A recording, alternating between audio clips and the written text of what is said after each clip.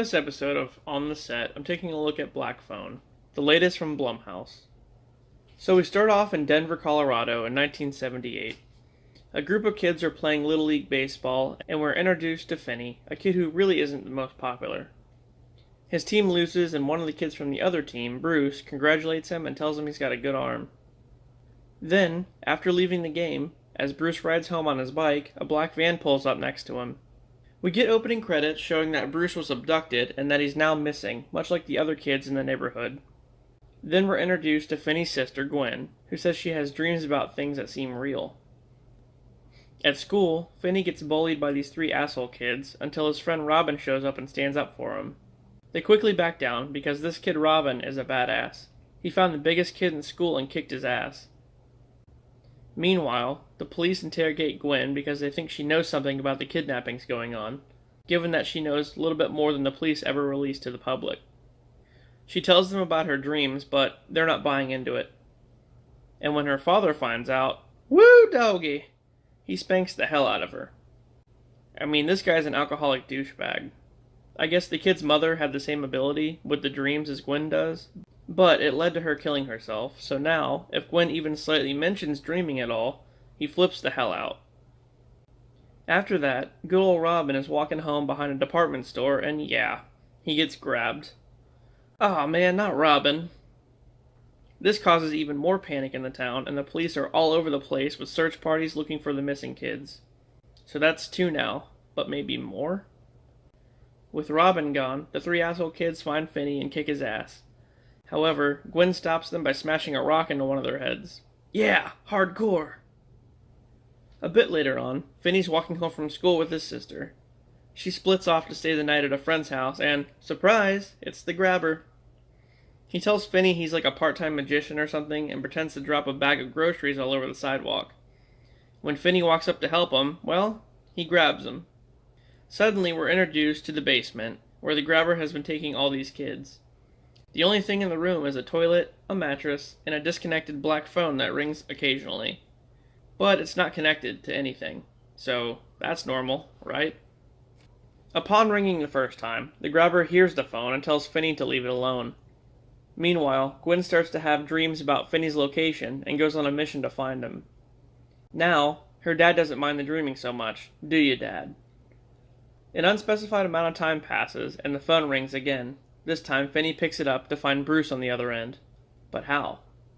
Bruce says he doesn't remember his name or anything from when he was alive, but he gives Finney some info on how to escape.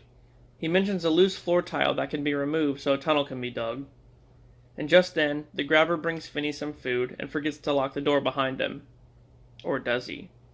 As Finney goes to leave, the phone rings. This time with a boy named Billy on the other side, who calls himself the Paper Boy. He tells him about the grabber's game, which is when he intentionally leaves the door unlocked so that when you go up the stairs, he beats the shit out of you with a belt. The other kids attempted this, and they all died from it. But instead, Finney tries to climb the wall with a cable he finds and accidentally breaks a metal plate off the window, which the cable was tied to. Well, at least he's a little bit more proactive than these other kids, so far. He's not stupid, that's for sure. Meanwhile, Gwen convinces their dad to go out and look for Finney based on new dreams she had about his location.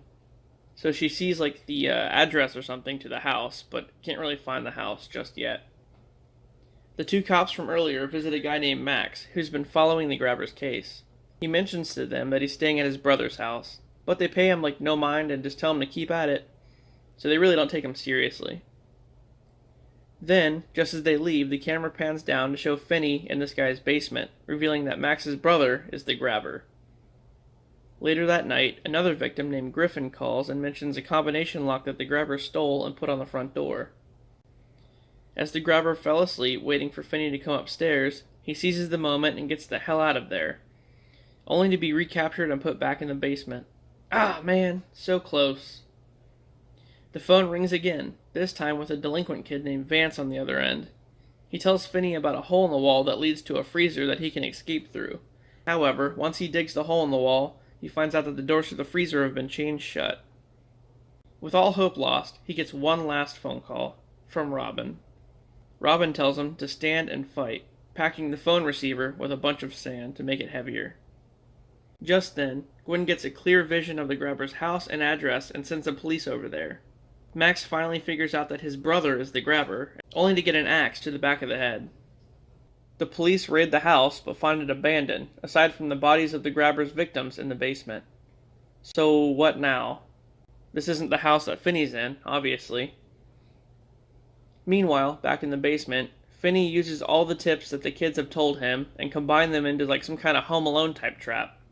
So the grabber lunges at Finney with an axe, but he trips over the cable from earlier and falls into the hole that he dug, breaking his ankle on the broken window bars. Haha, Kevin McAllister, bitch!